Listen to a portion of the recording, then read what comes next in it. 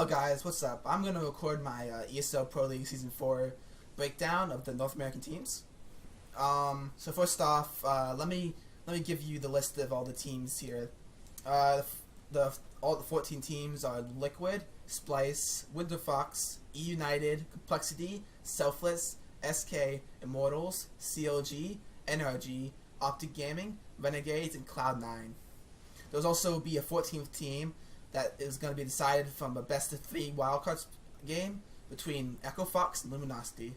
So let's get right into this, and the first team I'm going to talk about is Liquid. Liquid is most notably has come off the major, finishing top 2, losing out to the SK in the finals. Most recently, they have lost their star player Simple though, so it's going to be hard to see if they can recover losing such a good player in Simple. But the player replacing him is Pimp, formerly of the ex-SK lineup, now Team X. So it's going to be interesting. If he can even halfway fill the shoes of Simple, then this team will still be a very good North American team. And I do expect them to finish at least top 4, if not top 3 in the league. Next team we're going to talk about is Splice. The Splice have just recently got rid of 3 of their 5 core players in the lineup, and they have went out and picked up European talent and Mongolian talent in the form of Machine Gun. Machine Gun is a very good player, and I do think he will have a very good impact to the games that they play in. And they also picked up Crucial and Asilian. Asilian is a very experienced player, also formerly of the ex-SK lineup, now Team X. And he will bring a lot of experience to teams that could help them positively. And then you have Crucial. Crucial will definitely be able to match up to some of the other better oppers in North America, because he is a very good opping presence that did come from the team's Lowland Lions. And the other 2 players on this team consist of Davey and Arya. Arya being the in-game leader, I think, / coach, / captain. And then Davey being the main good rifler for the team. Actually, let me take that back. I think Arya might not be in-game leading. I think he's actually just going to be the team captain, and the coach, Professor Chaos, will be in-game leading for the team. Moving on, I'm going to talk about the team Winter Fox and their situation. I don't know if this team is going to be in ESL Pro League Season 4, just because they have had, at least earlier in the week, they've had the 3 players, XP3, Flowsick, and Anger leaving. So I don't know if the spot's going to get changed to some other teams, so I'm just not going to talk about this team yet. Maybe I'll make a video in the future talking about them, but it's probably not. Next up is E United. E United is a new team formed recently just to get a spot in ESL Pro League. I think from having 3 out of 5 players from the Kona lineup, but I'm not too sure on that, so don't quote me on that. I think this team is not a very good team, if you ask me. They don't have a lot of the good players that other North American teams have, so you should definitely not expect this team to do any good, and they will be one of the lower teams in the league. Moving on, we have Complexity. Complexity actually has been together for a while. Most of the players have been playing with each other for a pretty good amount of time. But this team is yet to prove that they can compete with bigger NA organizations. Sorry about that. Most recently, they have picked up the player Uber, who actually has been performing pretty well for them recently, in the other events they have played in. And moving on from that, so expect this team not to do very good and be in the same boat as a team like E United. But I think this team actually is probably a better team than E United and might have a chance of finishing top 10 depending on how well they do. Next, moving on, we have Selfless Gaming. Selfless Gaming is a Brazilian team. No, they're not a Brazilian team, I'm sorry. Selfless Gaming is a team that's actually going to have 3 new players on it, I believe.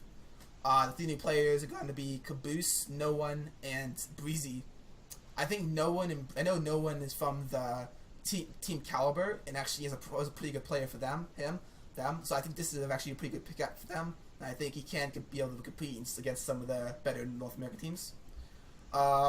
Along with that, I think they also got Breezy from the team Caliber, but I'm not actually sure on this, so don't quote me on that. And I don't think he was too good of a player, just because I haven't heard much from him, and I just haven't seen him performing well ever. And then we have Caboose. Caboose is coming from a premier level team, I believe. He's actually played a few events for the team before this, like the Iowa Power Cup.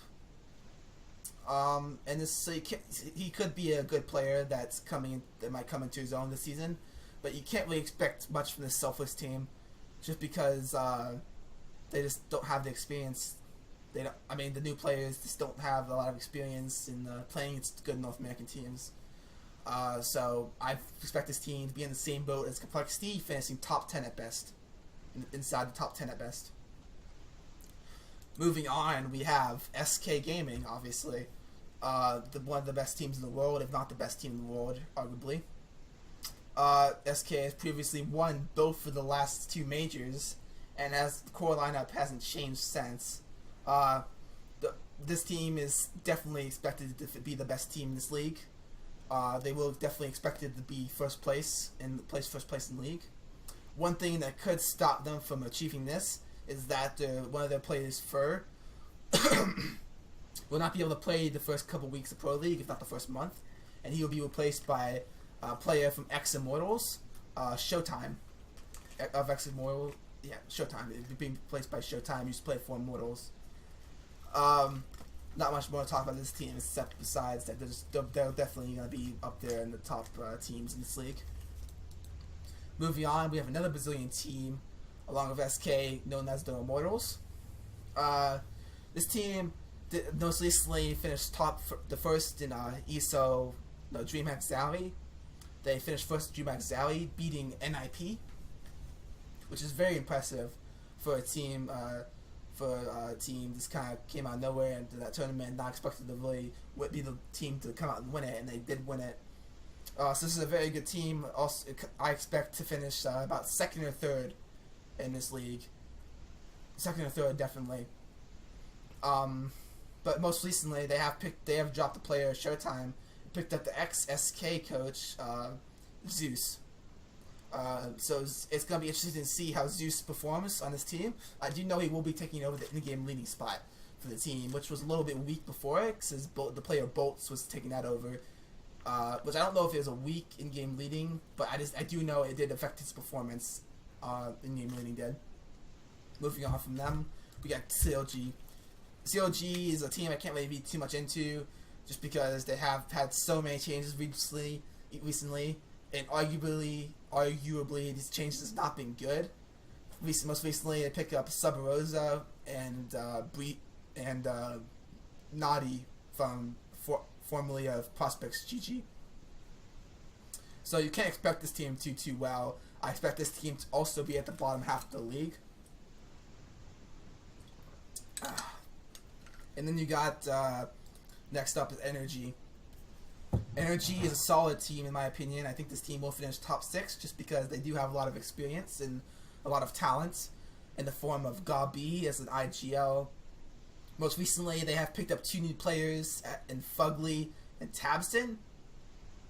This lineup has not had much chance to play just because they have picked them up 6 months ago and they haven't played many, or maybe not 6 months ago, I'd say about 5 months ago, right before E-League, I think, the start of E-League. But this team hasn't had much time to play in regulation matches. But you can expect that Fugly and Tabson will bring a lot to the team. They definitely will be good players for this team. And then they also still do have the pretty good operator in Peter.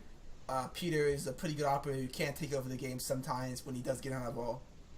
So I do expect this team to finish top 6 and be a very good team in the league. The reason I don't think they'll do better is just because I don't think they can compete against the better North American teams. Next up is Optic Gaming. Optic Gaming has a lot of experience. I wouldn't say a lot of experience, but I do say that the players have played with each other for a long time. Most notably, Daps, Nafly, and Stanislaw. Daps, Nafly, and Rush have been playing with each other for the last, I think, at least 8 months, going back a while ago. Most recently, this team did qualify and go out of group stages in the major, which is pretty impressive. Besides that, this team has not been known for has not done really anything else. This team does have a lot of talent and skill, but I haven't seen yet that they do have the ability to beat the better North American teams. I just haven't seen that they have the ability to do that. I don't think I've ever seen them beat a good North American team before. Not saying that they can't. I know they definitely can, just because of the amount of skill they do have. But I just don't think that they do have the ability to do that at the moment. So that's why I do think this team will be along with Energy. They'll be along with Energy, probably be a 5th or 6th ranked team. Next up, we got Renegades. Renegades is the one that is the best Australian team, probably. Excuse me. Renegades does have a pretty good team, in my opinion. But I don't really expect this team to do too much, just because I don't think they can beat the better North American teams, and they're going to have trouble beating some of the average North American teams like Optic, like Energy. Most recently, though, notably, they have picked up a pretty good operator, another Australian operator by the name Ricky. This guy could definitely match up to the other operators in North America. And another thing to look out for is Astilio. Astilio is a pretty good clutch round player, and I think can be a very good, big, impactful player for the team at times, in my opinion. Next team to talk about is Cloud9.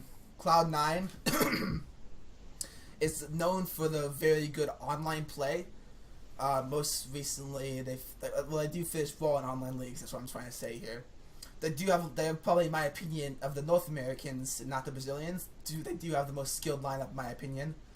Arguably, you could say Liquid definitely does have a most skilled lineup, but in this, my opinion, I think they do have a lot more potential to be a better team than Liquid, just because of their skill. And now that Simple had left Liquid, if Simple was still on Liquid, Liquid obviously has more skill. But now that he has left Liquid, I think it is close though between these teams.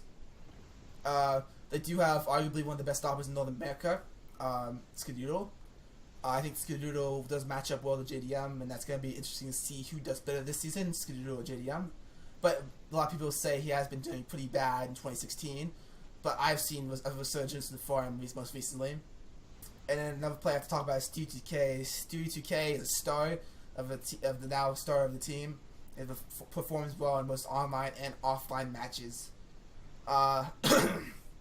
And then one more thing to talk about this team is Slummy. Slummy is the in-game leader of the team. He has done a lot for the team tactically, but it is rumored that he will be leaving the team soon for the player Automatic. But this is just a rumor, and no one really knows what's going to happen, but it could happen, and this could affect the team in a big way. Besides that, the 14th team that's going to be playing, like I said earlier in the video, is between Echo Fox and Luminosity. I expect Echo Fox to win this game just because of the inexperience of the Luminosity, because Luminosity did pick up the X win-out roster, and I don't think this win-out roster has played very well, online or offline, to be honest. I don't think they've ever beaten like a decent North American team or a Brazilian team. Or I should just say North American, because I don't really know about the history in Brazil. But basically, I do think Echo Fox will win just because of their experience and their ability, because Echo Fox has shown the ability to beat North American teams, decent North American teams. And they have dominated the premier level of North America. So that's going to conclude. Okay, but I should say this either way. Either way, either of these teams are going to. If either of these teams do make it into the ESO Pro League, I would not expect them to do well. I think Echo Fox, if they made it into the Pro League, they had a chance to do top 10 just because they do have a lot of talent and skill. But I would say Luminosity, if they do make it into the tournament, there's the league, then I would say they would be in the same boat as E United, Winter Fox, and Complexity. They would be finishing bottom of the league, and stuff like that. This is going to conclude my video on the ESO Pro League Season 4. If you want to see my weekly recaps I'm going to be doing for ESO Pro League, tune in every Sunday. Thank you.